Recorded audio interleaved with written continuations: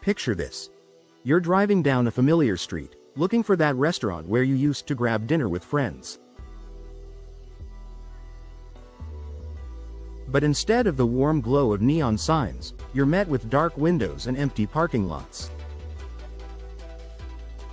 This scene is playing out across America more than you might realize. In the last 6 months, over 1,500 restaurant locations have permanently closed their doors nationwide. That's roughly 8 establishments shutting down every single day. But this isn't just a story about individual business failures. We're witnessing a fundamental transformation in how Americans dine and spend their money.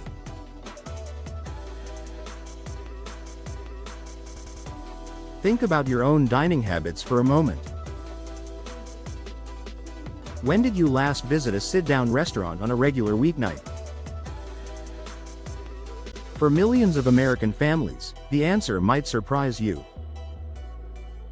The cost of a typical family dinner at a casual dining chain now equals what many households used to spend on groceries for an entire week. What we're seeing unfold is more than economic turbulence. It's a perfect storm of rising operational costs, changing consumer behavior, and a market that's literally eating itself.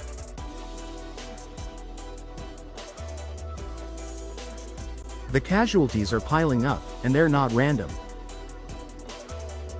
These closures follow a pattern, targeting restaurants caught in what economists call the middle market squeeze, too expensive for budget-conscious families, yet not premium enough for consumers who still dine out regularly.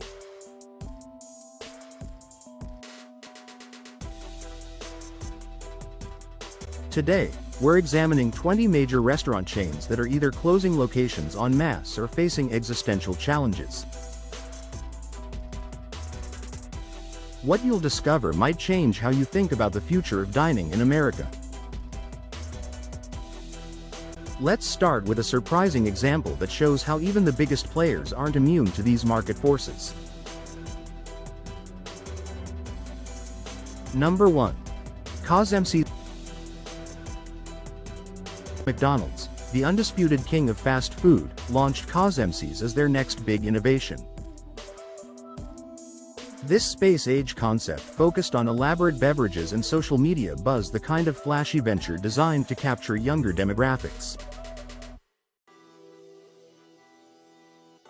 But by mid-2025, the experiment was over.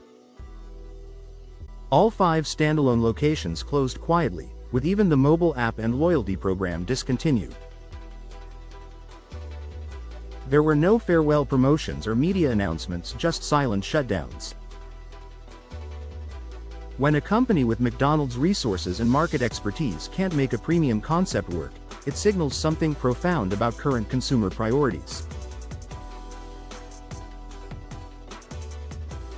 Number 2. Denny. Denny's has been America's go-to late-night diner for generations. The chain represented more than just food. It was a cultural institution where shift workers, students, and insomniacs found comfort at all hours. Today, that legacy is quietly disappearing. The company plans to close up to 90 locations this year, adding to the 88 they shuttered last year. These aren't random closures. They're concentrated in small towns, highway stops, and aging suburbs where the foot traffic has simply evaporated. For decades, Denny's symbolized working-class accessibility. Today, it's becoming another casualty of an economy where fewer people can afford the luxury of dining out, even at traditionally affordable establishments.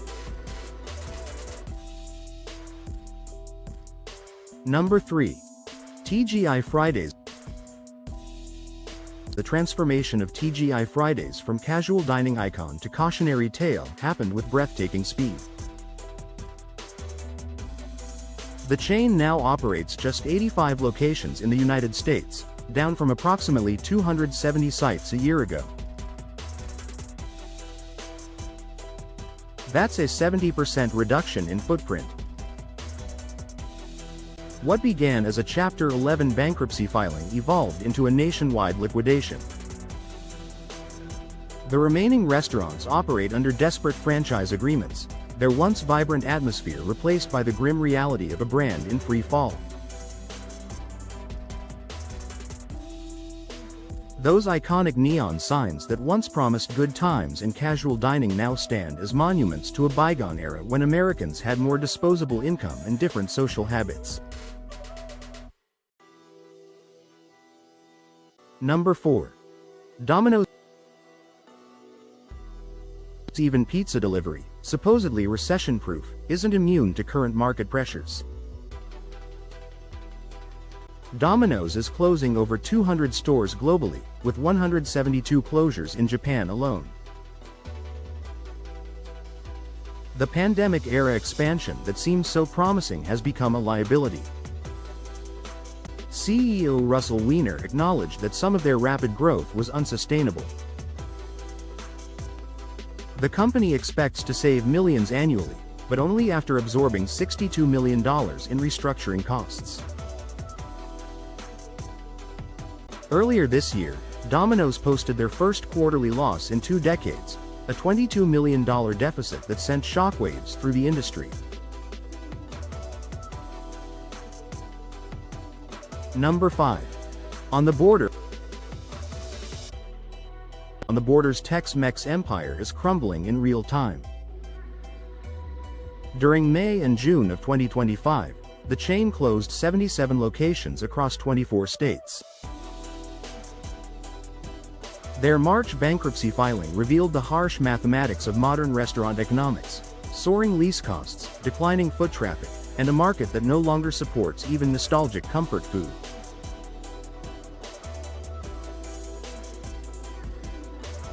The chain has shrunk from nearly 150 locations at its peak to fewer than 60 surviving units.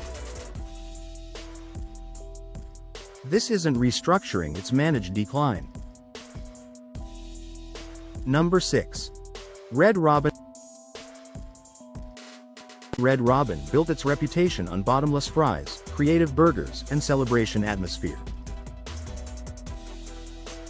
The chain announced plans to close up to 70 restaurants, beginning with 10 to 15 immediate shutdowns. These aren't experimental locations, they're established restaurants that simply can't generate sustainable profits anymore. The company frames this as portfolio optimization, but the reality is stark. Foot traffic has declined, operational costs have skyrocketed, and Americans are fundamentally changing their burger eating habits. Many Red Robin locations now sit half-empty during what used to be peak dining hours. Number 7. Bahama Breeze. Darden Restaurants, owner of Olive Garden and other major chains, eliminated 15 Bahama Breeze locations in a single strategic move. This wiped out over 1/3 of the chain overnight. The company's CEO admitted that Bahama Breeze is no longer a strategic priority, and they're actively exploring selling or converting the remaining 28 locations.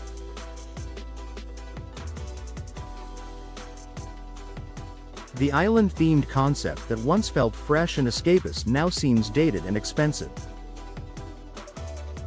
When even experienced operators like Darden can't make a concept work, it reflects broader shifts in consumer preferences and spending power. Number 8. Popeyes. While other chains face closure announcements, Popeyes is battling a different kind of crisis that could prove even more damaging to their long-term prospects.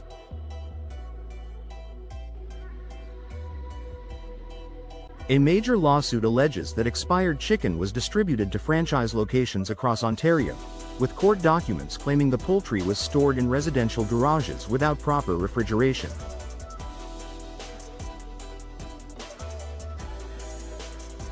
The former supplier is seeking over $35 million in damages, while Popeyes denies wrongdoing. However, the damage to brand reputation may already be done. Several Popeyes locations have quietly closed, and while the company cites routine restructuring, this food safety crisis casts a shadow over everything the brand represents. When your business model depends on consumer trust in food quality, scandals like this can be existential threats that make traditional economic challenges seem manageable by comparison.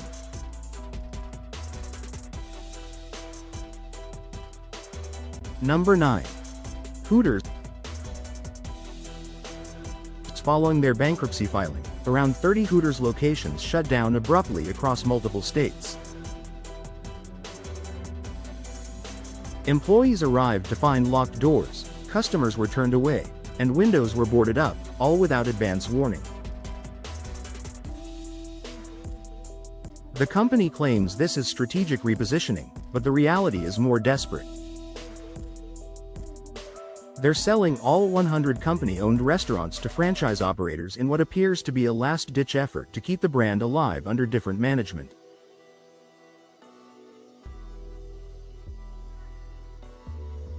Number 10. Jack in the Box. Jack in the Box announced closures of between 150 and 200 restaurants, primarily older locations that no longer generate adequate profits.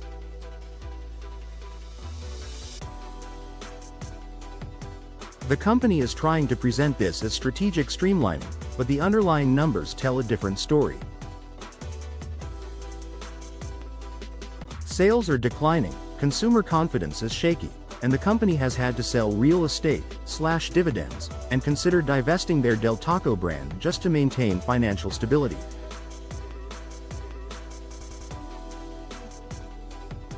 These aren't the moves of a confident, growing company, they're survival tactics.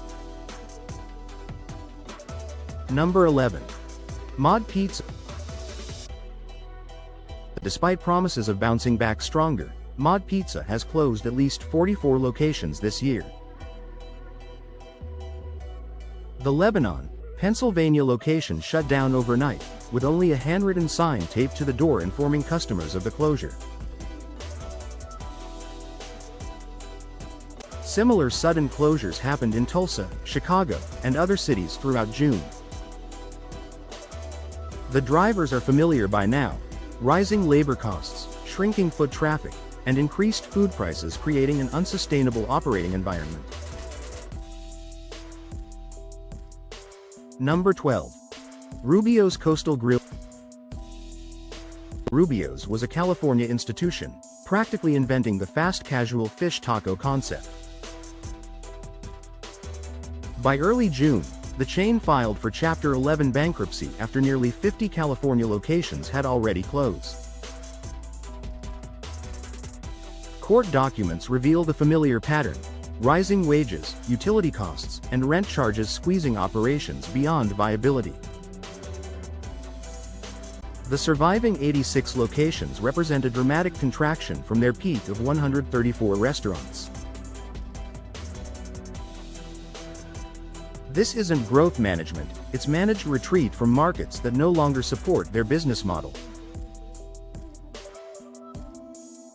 Number 13. IHOP. IHOP is experiencing a crisis that goes beyond simple closures. Several Kansas City area locations stopped paying employees altogether, with some workers going over 6 weeks without paychecks. Meanwhile, the chain has quietly shuttered dozens of underperforming outlets since 2022, nearly 100 closures nationwide. When employees can't afford groceries and franchise locations resemble ghost towns, it signals something more serious than typical business challenges. It suggests the middle-class economy that sustained these chains is fundamentally unraveling. Number 14. Plant Food Plus Wine. Plant Food Plus Wine represented the premium end of plant-based dining, with 16 locations nationwide and celebrity endorsements. However, the upscale vegan concept filed for Chapter 11 bankruptcy in May, revealing staggering debt of $10 to $50 million against assets of only $50,000 to $100,000.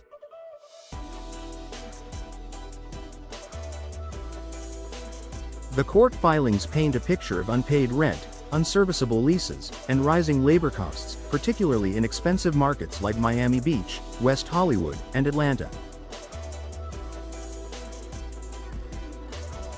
By late May, only a handful of restaurants remained operational. When even trendy, plant-based pioneers can't survive this economic environment, it demonstrates that no concept or demographic is immune to these broader market forces. Number 15. Noodles & Company. Noodles & Company is closing up to 21 restaurants this year, representing a significant retreat from their previous expansion plans. The casual pasta concept is struggling as fewer families can justify spending $14 for a bowl of noodles. CEO Drew Madsen speaks of refocusing on high-potential locations, but this is corporate language for managed decline. The underlying issue is simple. Americans are eating out less frequently, and when they do, they're increasingly price-conscious. Number 16. Pinstripes. Pinstripes attempted to combine bowling, bocce, and Italian cuisine in an upscale entertainment concept. The company started exploring Chapter 11 bankruptcy in mid-June, reporting $85 million in long-term debt and dwindling cash reserves. Same-store sales dropped 7.7% in the third quarter, and the business is drowning under debt obligations. Their stock was delisted from major exchanges and now trades on pink sheets, a clear sign of financial distress. What once seemed like an innovative entertainment dining hybrid now looks like an unsustainable concept in an economy where consumers are cutting discretionary spending.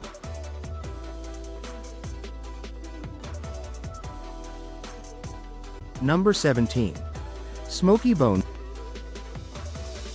Smokey Bones is experiencing what might be called stealth extinction, disappearing so quietly that most people haven't noticed. The casual barbecue chain is in full retreat, with multiple locations closing and half of the remaining restaurants being converted into Twin Peaks sports bars. This isn't expansion or rebranding, it's collapse disguised as strategic repositioning. Smokey Bones once operated over 130 locations nationwide. Today, barely 45 remain, and that number continues falling. Number 18. Seasons 52. Darden restaurants didn't stop with Bahama Breeze closures.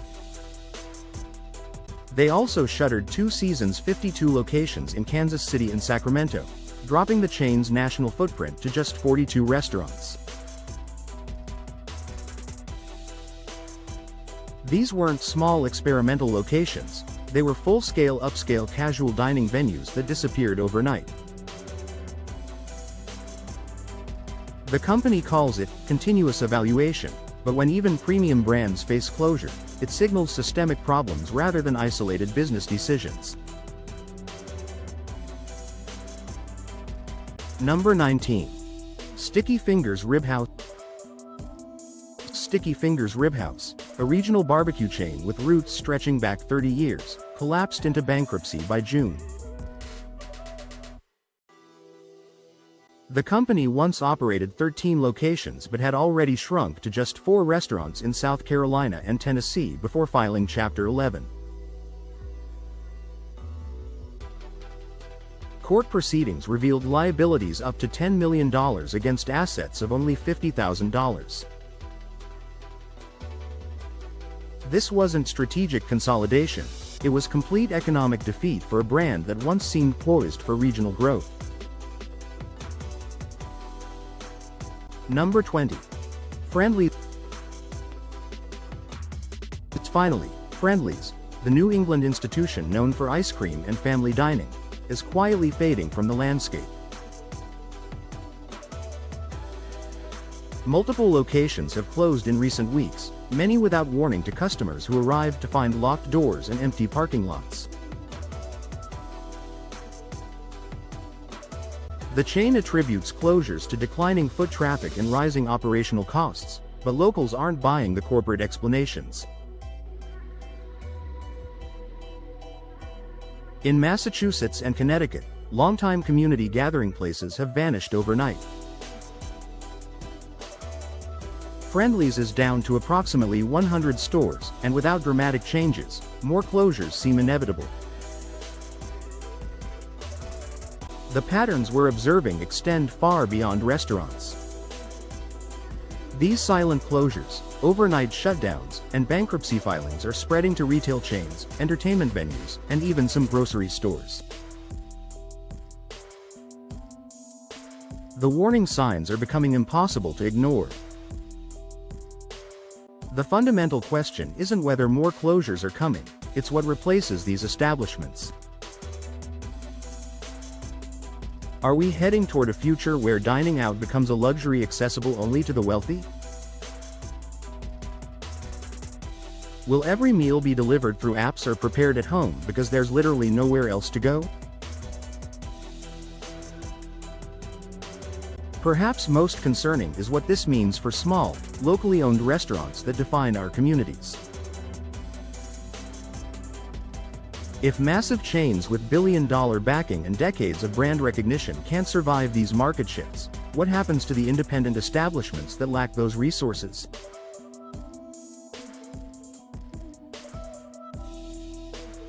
The restaurant industry has always been challenging, but what we're seeing now is different. It's not just about individual business failures or poor management decisions. It's about fundamental changes in how Americans live, work, and spend money. The middle market is disappearing, squeezed between discount options and premium experiences. Consumer spending power is concentrated among fewer people, while the traditional middle class that sustained casual dining is struggling with housing costs, healthcare expenses, and stagnant wages.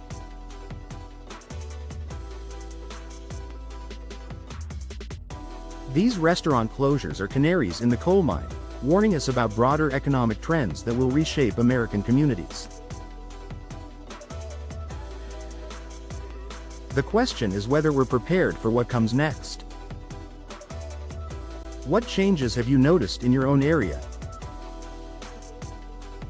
Are familiar restaurants disappearing, and if so, what's taking their place?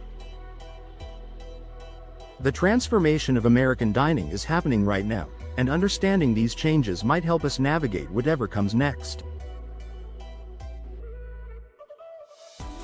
This has been Econosphere, examining the economic forces reshaping our daily lives. Thanks for joining us on this exploration of America's changing restaurant landscape.